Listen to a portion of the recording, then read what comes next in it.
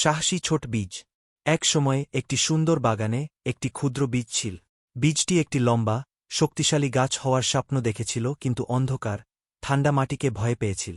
আমি যদি কবর পাই এবং কখনই বড় না হই, এটা চিন্তা।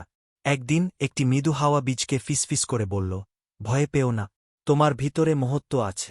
কিন্তু আগে তোমাকে নিজের উপর এবং সামনের যাত্রায় বিশ্বাস রাখতে হবে। সাহসের সাথে বীজটি নিজেকে মাটির গভীরে রোপণ করতে দেয়।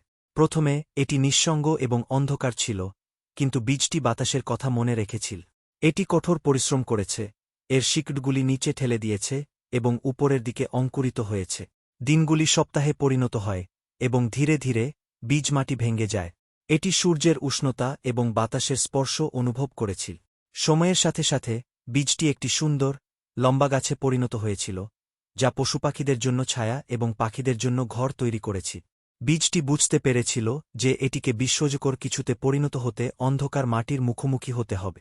এটি শিখেছে যে চ্যালেঞ্জগুলি আমাদের শক্তিশালী হতে সাহায্য করে এবং বিশ্বাস এবং ধৈর্যের সাথে আমরা মহান জিনিসগুলি অর্জন করতে পারি। সাহসী ছোট্ট বীজটি তার স্বপ্নের সবকিছু হয়ে গিয়েছিল, কারণ এটি কখনো হাল ছেড়ে দেয়নি।